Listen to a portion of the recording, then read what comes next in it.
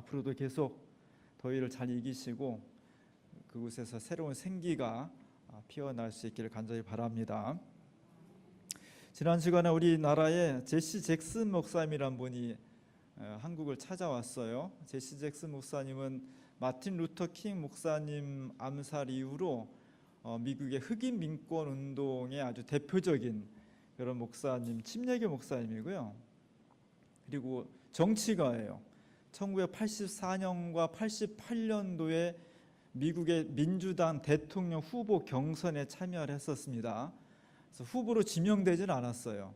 그렇다고 미국 민주당 대통령 선거 후보전에 아무나 막 참가하지 않습니다. 상당한 세력과 지지하는 사람들이 있어야 그래도 후보 경선에 참여하는데 2번 정도에 참여할 수 있었다는 것은 상당한 지지와 국민적 호응을 얻을 수 있었기 때문에 가능한 거죠. 그래서 대통령 후보까지는 안 됐지만 상원 의원도 지냈고요. 그 이후로도 지금 나이가 78살이니까 노인이에요. 세계 방방곡곡을 다니면서 흑인 인권운동과 연약한 사람들 차별에 대해서 싸우는 그런 활동을 하고 있습니다. 정말 유명한 사진이에요. 맨 왼쪽에 있는 사람이 제시 잭슨 목사님 젊었을 때 모습이고요. 가운데 있는 목사님이 마틴 루터 킹 목사님이에요. 그 두 분 사이에 있는 여자가 존 바에즈라는 유명한 가수예요.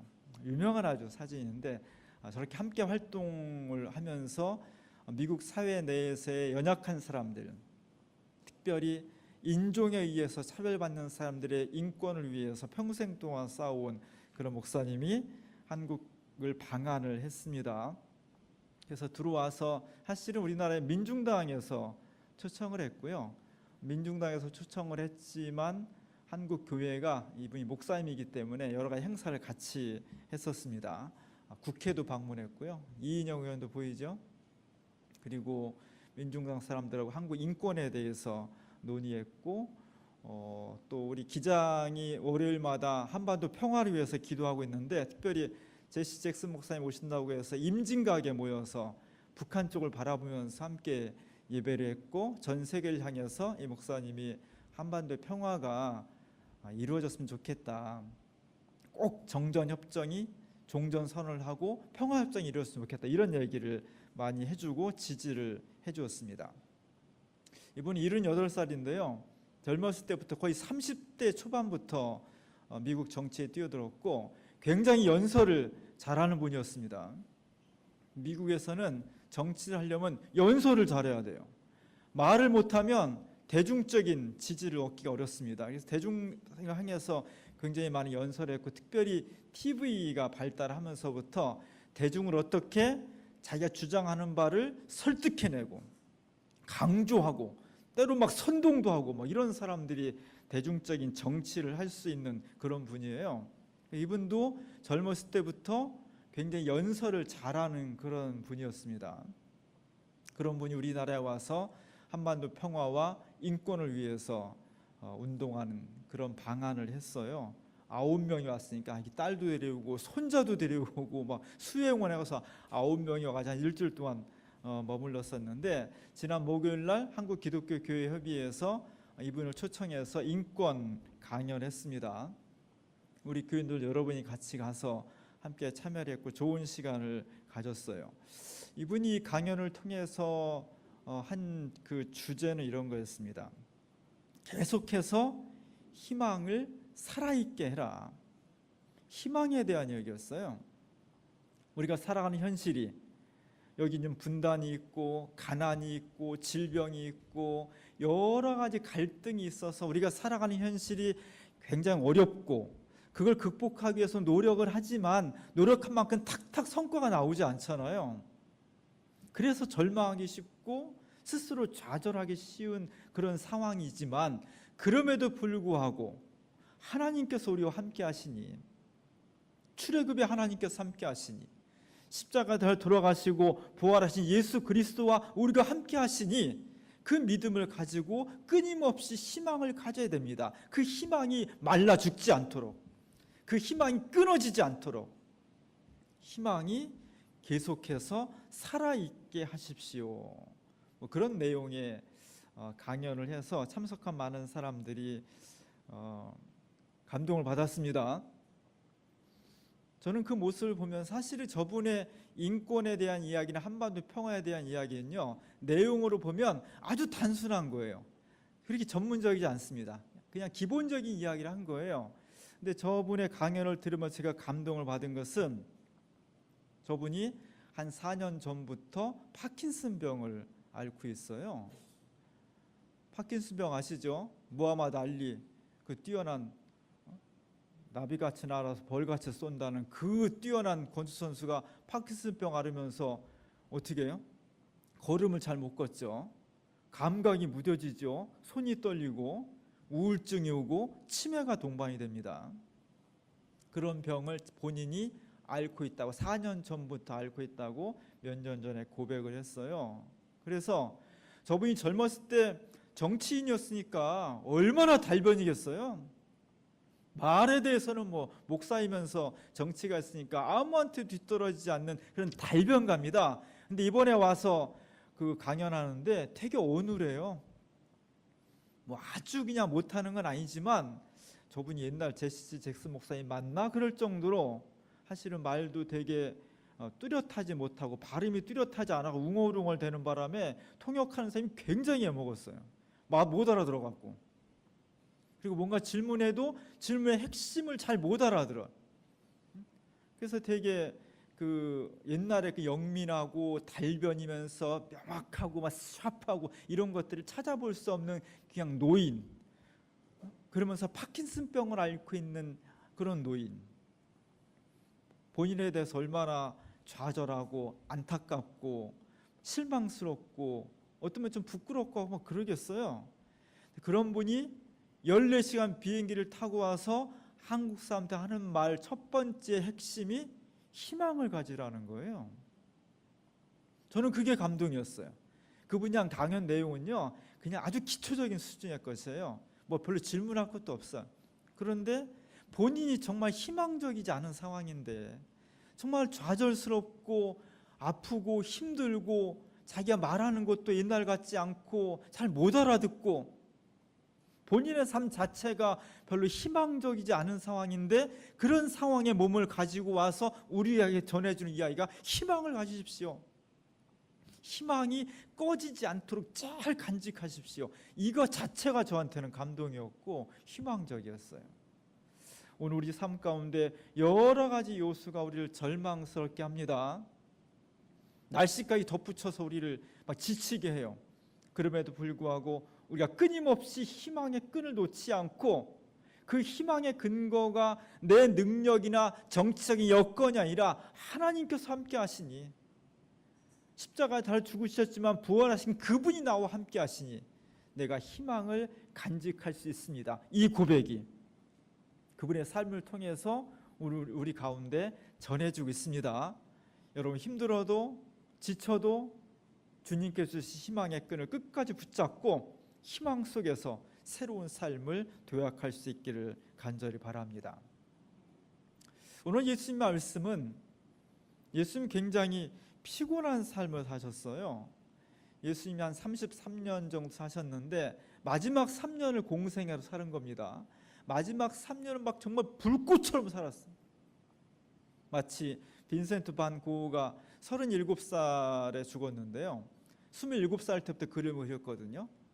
그림을 처음 그리자부터 집중한 게 아니라 처음 그림 그릴 때는 별로 집중을 하지 못했어요. 죽기 3년 전, 3년 동안에 그의 작품의 대부분을 다 그릴 정도로 밤잠 안 자리고 그릴 정도로 3년 동안 막 불꽃 같은 삶을 삽니다. 마찬가지로 예수님도 마지막 3년 동안을 그의 인생 전체를 집약시켜 놓은 것 같은 그런 아주 밀도 있는 정열을 다하는 생명을 다하는 그런 삶을 살았습니다. 왜냐하면 예수님이 공생에 시작하자마자 일이 너무 많았어요. 많은 사람이 예수님 앞에 달려와서 가르침 받길 원했고 또 그 치유받길 원했고 그 많은 사람들이 새로운 생명을 얻기를 원했습니다. 그래서 예수님 주변에 모여든 사람들은요, 여유 있고 잘 살고 뛰어나고 사회적 지위를 가지고 이런 사람들은 소수에 불과했고, 대부분 다 가난하고 못 살고 질병에 걸리고 마음에 상처가 있고 분노가 있고 막 그런 사람들이 예수님 주변에 많이 모여들었어요. 저런 사람들 만나는 것 자체가 쉬운 일이 아니에요. 힘든 거예요. 내가 하루 종일 만나는데 여유 있고 멋있고 그리고 잘 살고 지위가 높은 사람 만나면요 덜 힘들어요. 만나는 장소도 좋은 데서 만날 수 있죠. 근데 예수님을 찾아오는 사람은 대부분 가난하고 못 살고 병들고 지치고 마음에 상처받고 힘든 사람들이 예수님을 찾아온 거예요. 그들을 대하면요 그렇지 않은 사람들을 대하는 것보다 에너지가 2배는 뺏겨나가요. 훨씬 힘든 거예요. 그래서 예수님은 저들을 만나면서 마음이 많이 더 무겁고 에너지가 뺏겨 지치고 몸이 점점 무너져 갔던 거죠. 그런 삶을 3년 동안 살았던 거예요. 오죽하면 예수님이 저렇게 지친 삶을 살다 보니까 복음서에 보면 이런 얘기가 나와요. 예수님께서 제자들 데리고 배를 타고 갈릴리 호수 저쪽 편으로 건너가시려고 하는데 갑자기 막 광풍이 불고 파도가 쳐서 제자들이 막 죽게 생겼죠. 그때 예수님이 뭐 하고 있었어요? 주무시고 있었어요. 제자들이 어떻게 하나 두고 보자 자는 척한 게 아니에요. 그 난리통에 주무시고 있었다는 거예요. 왜? 잠이 많아서? 피곤했던 거죠. 그 난리통에도 주체할 수 없는 피곤함이 몰려왔기 때문에 배가 막 뒤집히는 지경에서도 예수님은 배에서 주무시고 있었다는 거예요. 그만큼 예수님의 삶은 피곤으로 찌든 삶이었어요. 어렵고 힘든 것이었습니다.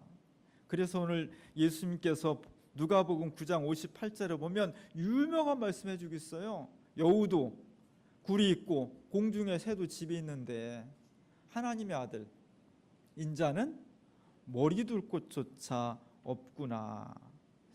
이런 어떤 혼잣말 같은 탄식을 하셨어요. 저런 일을 왜 하셨겠어요? 예수님 공동체는 가난한 공동체였습니다.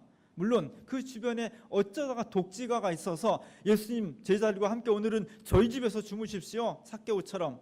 그리고 막 좋은 숙소도 내밀고 뭐 샤워도 할 수 있게 하고 식사도 잘 준비하는 그런 경우가 1년에 몇 번 있었겠죠. 그러나 대부분의 날들은 다 노숙하는 거예요. 거지처럼 찬 이슬 맞으면서 그렇게 주무셨던 거예요. 그러면서 예수님의 몸과 마음이 점점 피폐해지고 어려웠던 겁니다. 그래서 예수님은 자꾸만 쉬고 싶다, 쉬어야 되겠다, 그런 마음을 갖게 된 거예요. 오늘 제가 주보 그림의 요 본문, 사실 요 인자가 머리 둘 곳이 없도다 이 본문을 가지고 그림을 그리거나 그런 게 별로 없어요. 근데 영국에 가면은 우스터라는 시에 영국 국교에 성공의 성당이 하나, 여기 한 420년 동안 지은 성당이니까 500년 전에 굉장히 오랫동안 지은 성처럼 지은 고대식 성당에 그 사방에 다 창문을 스테인드 글라스로 만들었다고 해요. 저도 뭐 안 가봐서 모르겠습니다만 그렇다고 하니까 한번 가보고 싶은데, 그 중에 누가복음 9장 58절의 말씀, 인자가 머리 둘 곳이 없도다라는 그 말씀을 주제로 예수님의 일생을 쭉 스테인드 글라스를 했는데, 참 특이하게 이 부분을 주제로 하나의 스테인드 글라스를 만들었다는 게 제가 주부에 실었어요. 예수님께서 이렇게 보고 있죠. 왼편에 보면은 하얀 새가 한 쌍 날아가고 있습니다. 새가 한 쌍 날아가면 서로 막 주고받고 막 연인 같은 그런 모습을 하고 있고요. 그 밑에는 황금빛 새가 또 새끼 3마리를 이렇게 보듬으면서 돌보면서 먹이를 막 넣어주려고 이런 모습들을 보여주고 있는 거죠. 얼마나 부러운 모습이에요. 또 예수님 발밑에는 여우 2마리가, 하나는 붉은색, 하나는 황금빛 여우 2마리가 막 달려가고 있죠. 어디로 달려가요? 자기 집으로 달려가는 거예요. 저 집에서 여우 2마리는 평안과 쉼과 안식을 취하겠죠. 공중의 새도, 미물 같은 새도 서로 사랑하고 또 자식을 돌보고 양육하는 그런 공간, 집이 있어요. 여우도 아무것도 아닌 것 같지만 서로 사랑하고 가정을 꾸릴 수 있는 구를 가지고 있어요. 근데 하나님의 아들인 인류를 구원하기 위해서 오신 예수님은 머리 둘 곳조차 없구나, 이런 아쉬움과 탄식을 하고 있습니다. 그래서 예수님이 한쪽으로 몸을 이렇게 손을 포개 놓고서 이 장면을 이렇게 보고 있죠. 어때요, 예수님? 화난 건 아니지만, 서운한 건 아니지만, 제가 볼 때 예수님이 참 쟤들도 저 미물도 다 굴이 있고 집이 있는데 나는 집조차 없네, 머리 둘 곳조차 없네, 그런 어떤 아쉬움, 허전함, 이런 것들이 예수님이 약간 그 미간을 찌푸리고 있잖아요. 그런 걸 통해서 예수님의 삶이 얼마나 피곤하고 힘들었던가, 어떤 그런 것들을 좀 표현하고 있는 것 같습니다. 그래서 예수님은 자꾸 한적한 곳으로 가길 원하셨어요. 너무 힘들고 지치니까. 오늘 본문 말씀에서도 예수님께서 제자들을 다 파송하십니다. 제자들아, 이제 내가 이렇게 가르치고 또 기적을 일으키고 사람들을 구원하기 위해서 많은 것을 보여줬는데 이제 너희도 가서 직접 전도 한번 해보거라. 제자들이 막 흩어졌다는 거예요. 흩어지고 돌아와서 예수님께 막 신나게 보고하는 거예요. 예수님, 저희가 가르치니까요, 저 참 무식한 사람인데 예수님한테 배운 걸 막 가르치니까 저보다 훨씬 똑똑한 사람도 저한테 막 고개를 끄덕이고 박수를 쳐줬어요. 제가 막 예수님처럼 기도하니까 병자가 막 나았어요. 이런 보고를 막 신나게 하는 거죠. 그 보고를 듣고 예수님께서 마음이 굉장히 뿌듯하셨을 거예요. 그러면서 수고했다, 정말 잘했어, 이제 너희들은 한적한 곳으로 가서 잘 쉬거라, 이렇게 말씀하세요. 쉬라고 말씀하세요.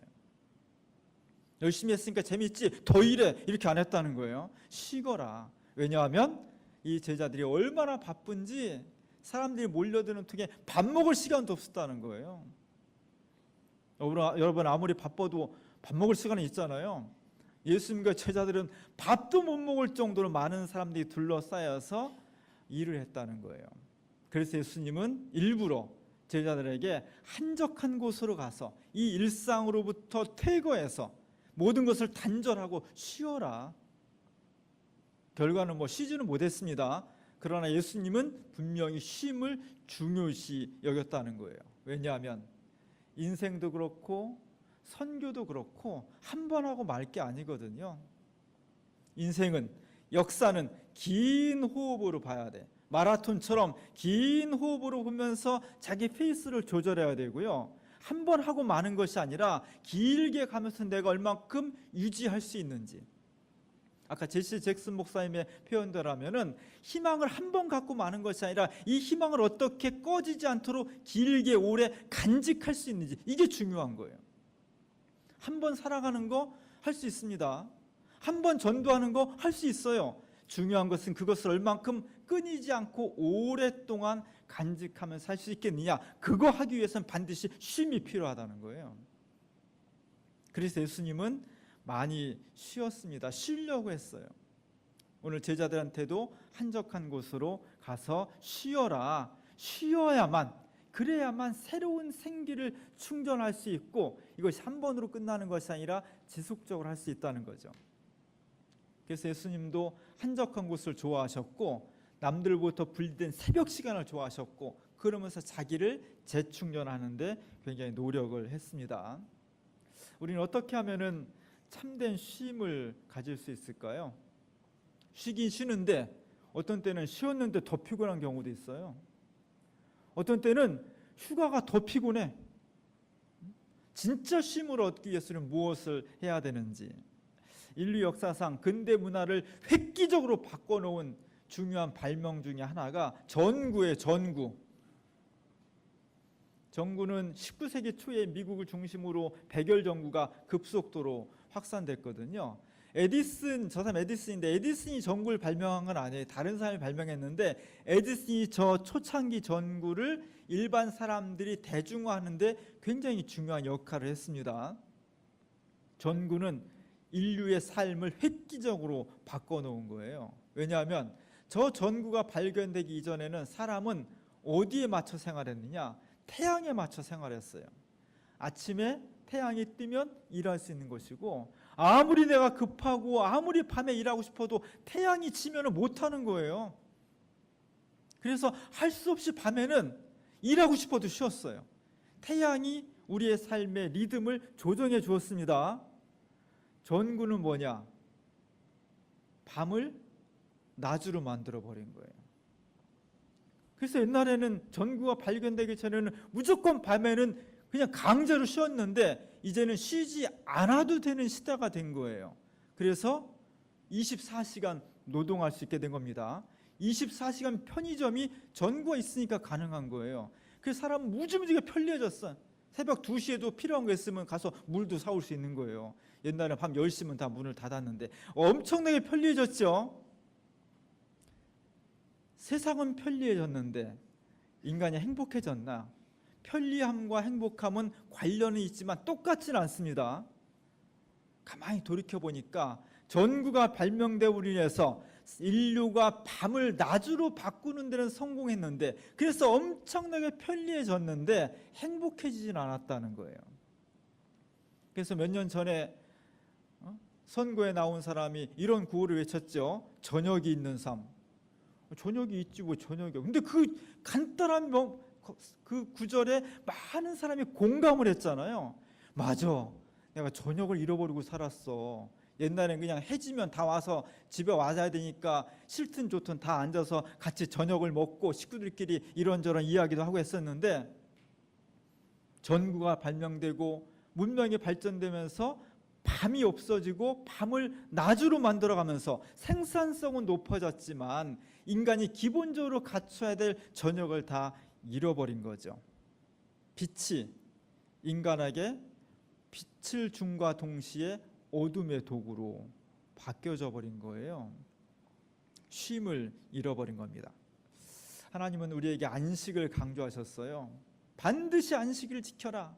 하나님께서 엿새 동안 세상을 창조하시고 일회째는 쉬셨으니까 모든 사람들은 일곱째 날에 안식해야 된다, 쉬어야 된다, 심지어 가축까지도 쉬게 해줘야 된다. 그것이 하나님의 율법이었습니다. 우리가 요즘 주 52시간 노동으로 바뀌었죠. 그래서 사회 구조가 엄청나게 바뀌고 있습니다. 요즘 뭘 중시해요? 일만 중시하는 것이 아니라 우리의 삶도 중요하다. 워라벨이라고, 워라벨. 워크 앤 라이프 밸런스라고 해서 일과 삶이 균형을 맞춰야지. 우리가 60년대 이후로 오직 일만 해왔어요. 죽어라고 일만 해왔어요. 그것 때문에 지금 우리는 2만 달러가 넘는 그런 세상을 살고 있고 엄청나게 발전했습니다. 그럼에도 불구하고 사람이 정말 일만 하는 것이 행복한 거냐? 행복하기 위해서 일하는 거지 일하기 위해서 사는 것이 아닌데, 이런 자각을 갖게 된 것이고, 그 자각이 개인의 자각에서 제도로 좀 발전하고 있는 겁니다. 물론 주 52시간 한다고 해서 모든 기업체가 하루아침에 52시간 다 적용되지는 않아요. 그러나 분명한 것은 우리 사회 구조가 이렇게 방향을 잡고 나아가고 있다는 거예요. 옛날에는 저도 그 총액 근무할 때 칼퇴근을 한 적이 없어요.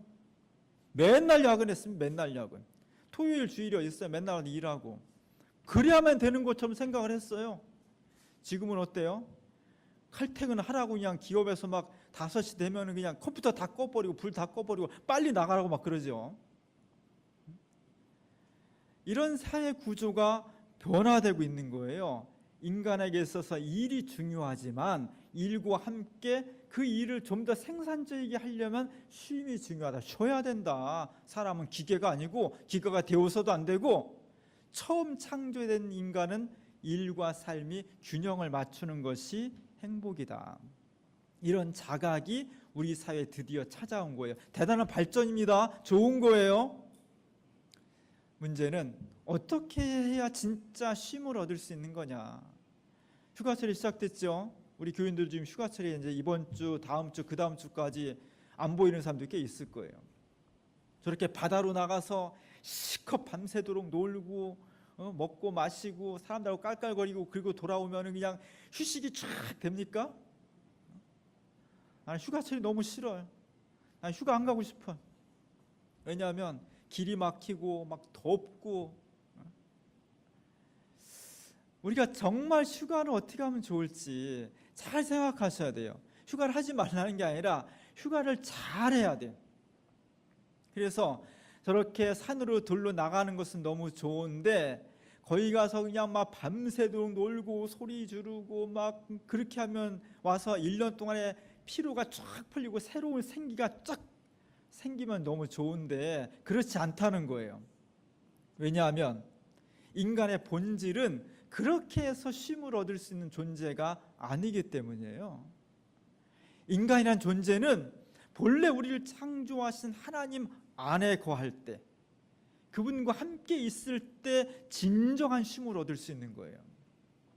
오늘 우리로 치면 예수님께서 한적한 곳으로 가라는 거죠.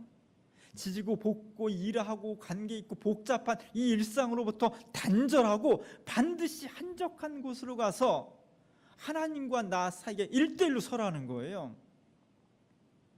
1대1로 주님 앞에서, 하나님 앞에 서서 내 존재가 무엇인지, 내가 좀 살아가는 방향이 맞는 것인지, 그 모습이 행복한 것인지, 하나님의 뜻은 무엇인지 한번 그것을 곰곰이 생각해 보라는 거예요. 그럴 때 우리의 삶에 진정한 휴식이 온다는 겁니다. 그래서 이랬으면 좋겠어요. 저도 앞으로 휴가를 해야 되는데 어떻게 할까 참 고민이 많아요. 여러분, 일주일 휴가 주어지면요, 닷새 동안 신나게 노세요. 하고 싶은 거 다 하시고요.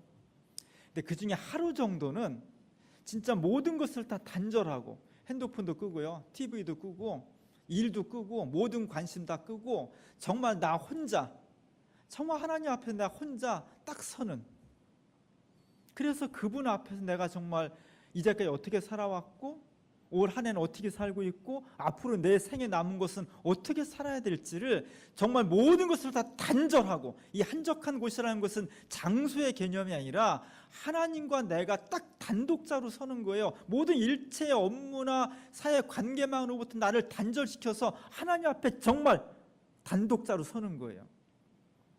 그런 시간 하루 정도는 여러분이 휴가 프로그램 중에 가졌으면 좋겠어요.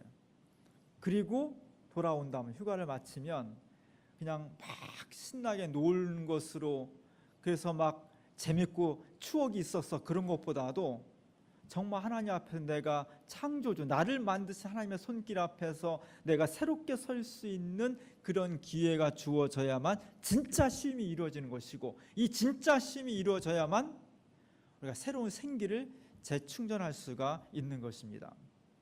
오늘 예수님께서도 사람이 쉬어야 된다는 것을 강조하셨고 우리도 쉬어야 돼요. 잘 쉬시고요, 휴가를 잘 보낼 수 있길 바랍니다. 반드시 하나님 안에서 내가 정말 어떤 존재인가를 한번 되살려 볼 수 있는, 되새겨 볼 수 있는 그런 쉼, 그것이 창조적 에너지이고 창조적 휴가가 되는 겁니다. 이런 은총이 이 무더위 가운데에서 우리 가운데 있을 수 있기를 주님의 이름으로 간절히 축원합니다. 기도하겠습니다.